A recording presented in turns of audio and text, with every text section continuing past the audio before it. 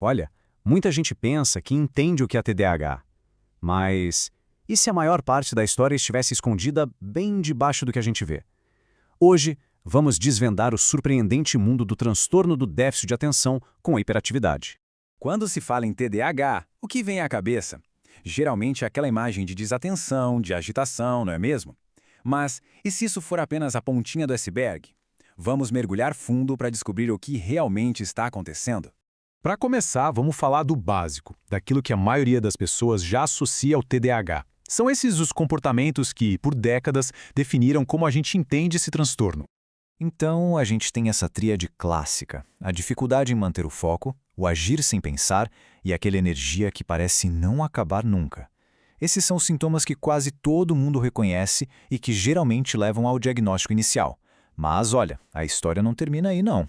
E é exatamente aqui que a história dá uma virada fascinante. A ciência está mostrando pra gente que, se o foco for só nesses três sintomas, a gente acaba perdendo uma peça fundamental desse quebra-cabeça que é o TDAH. Agora, a gente vai entrar num território menos conhecido, mas que é absolutamente crucial: a conexão sensorial. E isso, olha, muda tudo o que se pensava saber sobre o TDAH. Mas calma aí, antes de seguir, é importante entender o que é esse tal de processamento sensorial. Pensa nele como se fosse o controlador de tráfego do nosso cérebro, sabe? Ele pega todas as informações que chegam pelos sentidos, visão, audição, tato, e organiza tudo para que a gente consiga reagir da maneira certa. E aqui vem a grande revelação. Estudos que medem a atividade elétrica do cérebro mostram de forma bem clara que muitas crianças com TDAH têm problemas com esse controle de tráfego sensorial. E isso não é só uma teoria, viu? É uma evidência biológica. Bom, se o problema está no processamento, a causa raiz tem que estar no processador, certo? No nosso cérebro.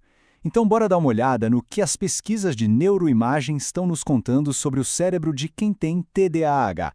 A tecnologia de hoje em dia é incrível, né? Ela permite que a gente olhe lá dentro do cérebro e o que se encontra é impressionante.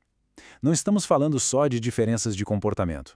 Estamos vendo diferenças físicas na estrutura e na função do cérebro. Essa tabela aqui ajuda a gente a juntar as peças. Olha só.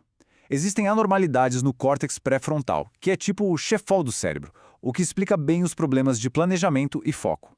Mas isso é fundamental. Também aparecem diferenças no cerebelo e nos gânglios da base. Pensa neles como os centros de controle do movimento e do processamento sensorial do cérebro. Então, agora a gente tem as peças, o cérebro, os sentidos e o movimento. Chegou a hora de juntar tudo isso e ver como uma coisa leva a outra, pintando um quadro totalmente novo do que é o TDAH.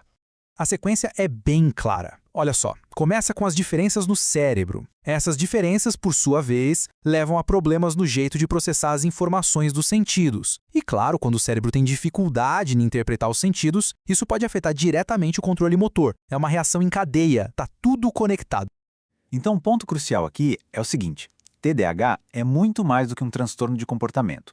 É um transtorno do neurodesenvolvimento, com bases biológicas bem claras, que afeta o jeito como o cérebro processa o mundo, tanto sensorialmente quanto motoramente. E isso tudo nos deixa com uma pergunta fundamental, né? Se o TDAH não é apenas sobre a atenção, mas também sobre como o corpo experiencia e se move pelo mundo, como é que a gente pode adaptar nosso apoio? Pensar sobre isso pode mudar completamente a forma como ajudamos pessoas com TDAH a prosperar de verdade.